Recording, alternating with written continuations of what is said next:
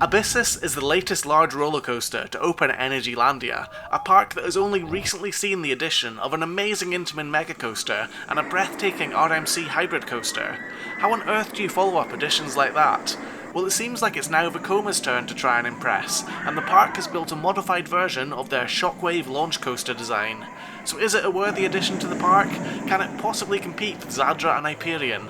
Let's find out. I'm RollerCoaster David, and this is my review of Abyssus at Energylandia. Let's kick off this review as always with a detailed look at the ride's layout. After rolling out of the station, the ride starts with a quick launch into a right-handed turn before hopping over a small airtime hill. It then dips into a twisted airtime hill before turning to the left and into an S-curve section, then turning once again 180 degrees and cresting another small airtime hill before popping up and into the ride's second launch section. This accelerates you to the ride's top speed of over 62 miles per hour before you pull up and twist into the tallest part of the ride, a 126 foot tall top hat. After diving down, you then pull out into a vertical loop before turning to the left over an ejector airtime hill as the track then dips underneath the station. The next element is a bit of a rare one in the form of a batwing double inversion, which hasn't been a feature on a new coaster in over 20 years. Next is a right turn into an airtime hill, a left turn into another hill, and then the track once again dips down and into a tight right-hand turn that leads into the ride's final inversion, a corkscrew. After twisting through this, there's an off-axis hill before the track dips down into more trenches in a figure of 8 shape, going over one more airtime hill before the ride dips down and pulls up into the brakes. As you can see, it's a pretty substantial coaster with a long ride time and a track length of over 4,300 feet. So that's the layout, but what does it feel like to ride? First up, we have that initial launch. Now this doesn't accelerate you to a very high top speed, but it does still have a decent bit of a kick to it. The rate of acceleration is key here, and while it probably doesn't come across all that well in videos, you do feel a decent bit of force in the launch. It's obviously no Dodonpa or Dragster, but it's about as good as you can expect from a launch to this speed. Rather than gently wafting you up to a speed like what you experience on rides like Icon, you actually feel the kick of this launch, and straight after that you're into some tightly twisted track that, despite the low speed, still generates some decent forces. This is due to the compact turns and hills, and this first section is actually really good fun, and reminds me a bit of rides like Alpina Blitz, with the rapid sequence of twists and airtime hills that will always put a smile on my face. The second launch feels good as well, accelerating you to the ride's maximum speed in just a couple of seconds. Whilst this second launch isn't as impressive as the one you get on Taron, it still provides quite a rush as you feel the speed and force of the wind build up, right as you accelerate towards the twisted top hat element. At the top of the top hat, you get a great, if somewhat brief view of the whole ride, and this is where you'll probably notice the only major trim break on the coaster.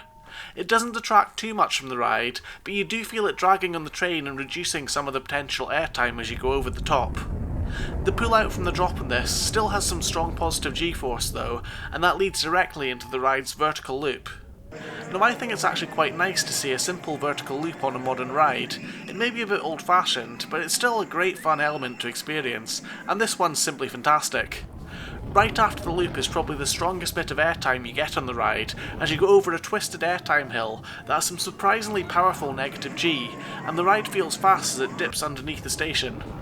The batwing element is great fun too, and whilst it isn't as intense as similar elements on older coasters, you probably won't be greying out on this one, it does make for a nice visual for the entrance to the ride, and provides a good mix of light forces as you experience it. The final section of the ride is a whole bunch of rapid turns and small airtime hills, and as I mentioned before, one final corkscrew inversion. This part of the ride can be a bit of a blur as you dip in and out of all these trenches and the track crosses over and under itself multiple times before the final brakes bring you to a gentle stop. All in all, it's a very enjoyable ride with lots of fun elements. Every part of the track is solid and well paced, but to me it kind of lacks any major wow moments to really put it in the upper echelon of coasters worldwide. Even in the same park, Hyperion has its massive drop, insane ejector airtime hill and crazy turnaround, Zadra has its high-speed airtime, massive zero-G stall and relentless finale, but Abyssus just doesn't really have any amazing moments that come close to those that make it stand out.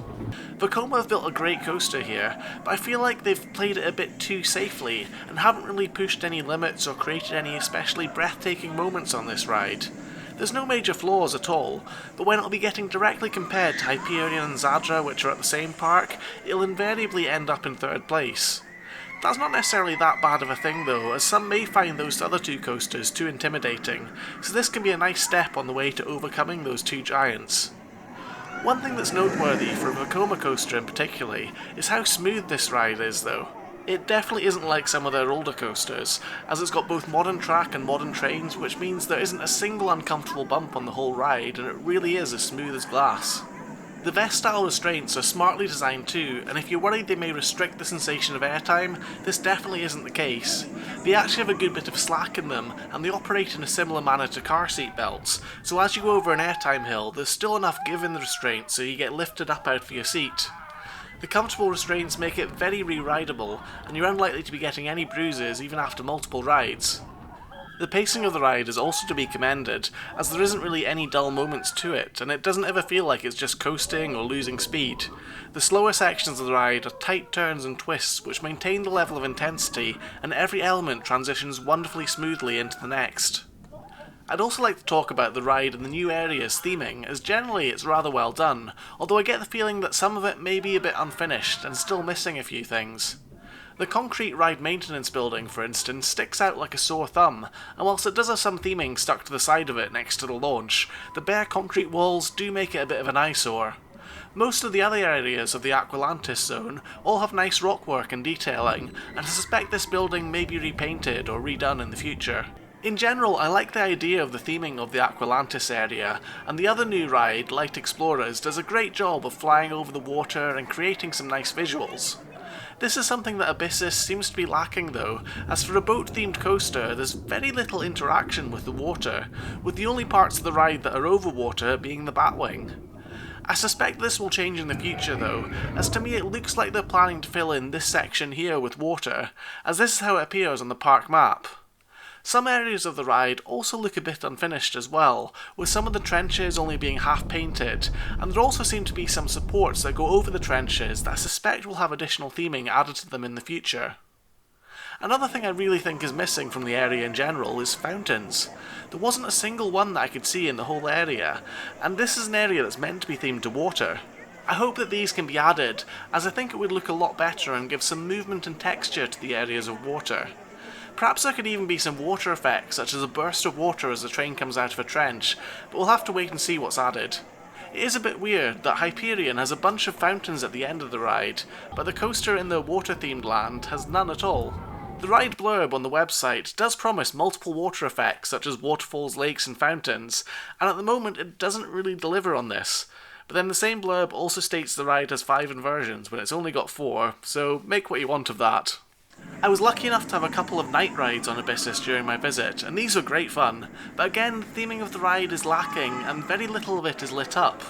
There are a few underwater lights around the Batwing which do look great, but the majority of the ride is in relative darkness, and I think some lights reflecting off the water would make it look much more impressive and add to the ride experience. In recent years, several large multi-launch coasters have been built around the world, although the oldest of these is probably the most direct comparator to Abyssus, Atlantis Adventure at Lotte World in South Korea, the original and only Aquatrax coaster. I'd probably rate that above Abyssus, and when comparing it to other multi-launchers, I'd also put it behind Helix, Taron and Maverick, but above Cheetah Hunt, Icon and Copperhead Strike. Unfortunately, I'm yet to ride Velocicoaster and Tiger, but hopefully I'll be able to compare those rides in the not too distant future when travel restrictions ease off a bit. So that's my review of Abyssus, a great but not quite breathtaking coaster, with slightly unfinished theming, although it's certainly a worthy addition to Energylandia and a great fun ride, making it a solid reason to revisit this wonderful park. Hopefully you've enjoyed this video review, and if you have, then give that like button a click, and tell me what you think of this ride in the comments. Also, why not check out some of my other reviews on this channel, and let me know what other coasters you'd like me to feature in the future. I've been RollerCoaster David, thanks so much for watching, and I'll see you again in another video very soon.